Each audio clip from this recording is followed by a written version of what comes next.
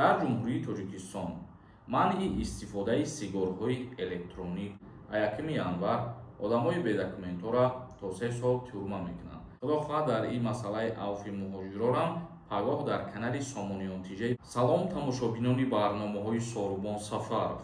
Информатсияи нав пешкаши шумо мегардонем. Бо диққат гӯш кунед, ҳатман лайк гузоред. Нафарҳое ки дар шаҳри Москва қарор доранд ба шумо духтури дандони тоҷик дар кор боша, агар рақамҳои мобилиш мебарояд зангаш бизанед. Бародари тоҷик стоматолог дар Москва кор мекунад. мавзӯи асосии имрӯзаи мо дар ҷумҳурии Тоҷикистон манъи истифодаи сигарҳои электронӣ омода карда мешавад. яъне ки кальянҳои электрониро дар назар дорем. раиси шаҳри Душанбе муҳтарам Рустами Эмомалӣ аз истифодаи сигарҳои электронӣ бахусус дар байни наврасон изҳори нигаронӣ карда дастур додааст, ки барои манъи истифода, истеҳсол ва муомилоти сигарҳои электронӣ дар сатҳи қонунгузорӣ чораҳо андешида шавад. яъне ки дар ин мавзӯъ раиси шаҳри Душанбе дастур ва супориш дод.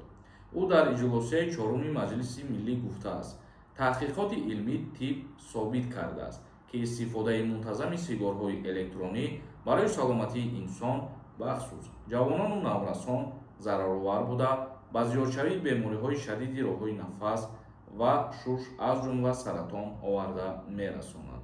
аз ин рӯ раиси шаҳри Душанбе муҳтарам Рустами Эмомалӣ кумитаҳои дахлдори Маҷлиси Миллиро вазифадор кардааст, ки қонунгузории кишварро дар ин самт таҳлил карда, барои манъи истифода, истеҳсол, воридот, содирот, фурӯши яклухт сигарҳои электронӣ таклифи мушаххас пешниҳод намоянд.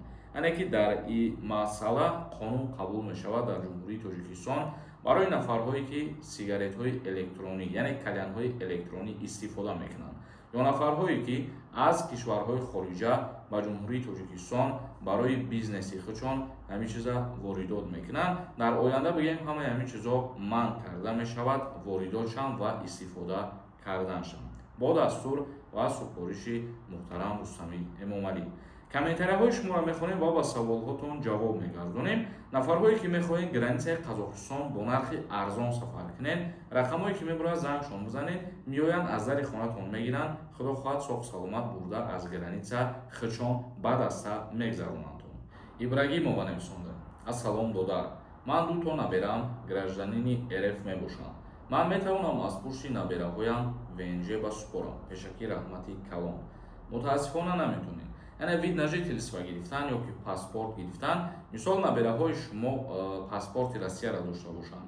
агар ки падари анаҳамво мисол паспорти Россияро гирифтагӣ бошанд, шумо ба воситаи фарзандтон метавонед ки дастрас бикунед ҳамин чизоро.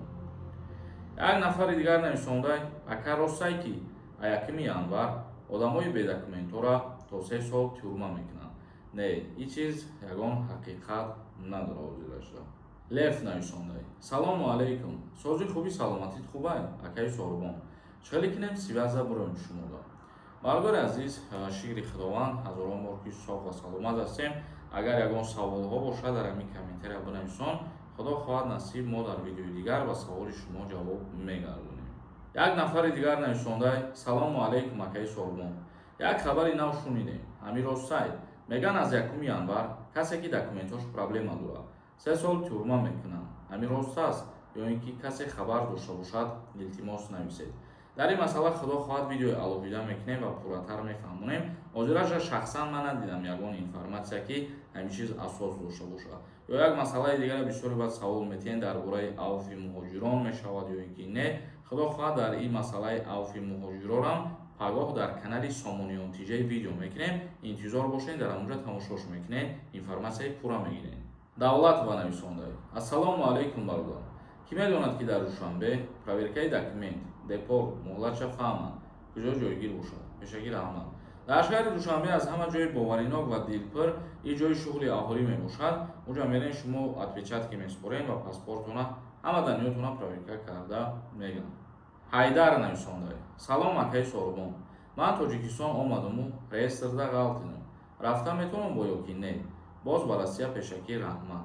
нафаро ки дар реестр ғалтидагин бо тариқи автоматӣ вақте ки аз Россия берун баромаден шумо дар запрет меғалтед. Рауфов нависонда буд. Ака агар 4 спискада боши реестр шудам 20 рӯз шид омадам чанд қапас пӯй мешава. Раҳмат ака. дар реестр ғалтидан и аз сабабҳое мешава ки шумо ягон ҷарима дорину пардохт кардагӣ нестен ё дар гузашта ягон проблема кардагӣ ҳастен нашод документатсия ва ҳамроҳ ҳал кардагӣ нестен. ба ҳамин хотир номи шаҳрванд баъдан дар 4 списка меғалта баъде ки аз Россия берун баромаден бо тариқи автоматии запрет наврез мешава. яъне ин муҳлат надорад ки шумо буроин бо обратно даромада метонед и бигем 90% вероятност дорад ки даромада наметонед. муҳлат дошт. муҳлате ки шуморо гуфта буданд мисол ҳуҷҷатотонро тахт кинед авф мекунанд дар Федератсияи Русия. лекин баъзе чизо ба назар нагирифтанд баъзе нафаро ва муҳлат тамом шид дигар бигем ки намебахшанд, авфшо намекунанд. Халандарзода нависонда. Салому алейкум. Сози хуби акаи Сорбон. Ҳамиш штраф мекунанд. Сипориш тоза мешава ё ки не? Бале, сипориша мақсад тоза мешава аз он қарздор намемонӣ. Азам нависонда. Ассалому алейкум Сорбон. Шумо дуруст? Писари ман Россия ва мехоҳад моҳи августанда аз Тоҷикистон Россия рафтагишда 2 ё 3 соат проверка гуфта доштанд. баъди проверка мигратсиони карта ба насабаша хато нависанд. ин хато нависагӣ гӯяд рафтан гир гуфта дод мезанад. баъд меравад хулоса ҳамин ки реестр ва мефурояд. банковски карта блокировка мешавад. МВД мерад мегӯянд граница гузашта биё. агар граница гузашта биёяд реестр кушода мешавад. раҳмати калон. ин хатогӣ мисол дар вақти гузаштан аз фурудгоҳ аз ҷониби коркунои таможнишидаги мисоли гап вақте ки мегзаранд хато нависондиянд дар мигратсиони карта ва як чизи дигаре ки блокировка шудани картаҳо аз сабаби ана ҳамин проблемаҳо шуда метавонад ира МВД махкам мекунад, яъне блок мекунанд картаҳоро. ва агар ҳамин ҳолатҳоро хушрӯ фаҳмонда бутонам мақсад ки бо тариқи хатогӣ шудаги ман дар уҷа мехонам студент ҳастам, мумкин ҳастае ки боз барои обратно даромадан ба Федератсияи Русия иҷоза тиян шавад. Аминов нависонда. Салом. Одами депортшудагӣ метавонад биравад. Одами депортшудагӣ вақте ки ҳамун муҳлати депортатсияш тамом шава баъд метавонад ки биравад. зинда ва сарбаланд бошед. видеои имрӯзаро ҷамъбаст мекунем то барномаҳои дигар. худованд ҳамаи мо шуморо нигаҳбон бошад.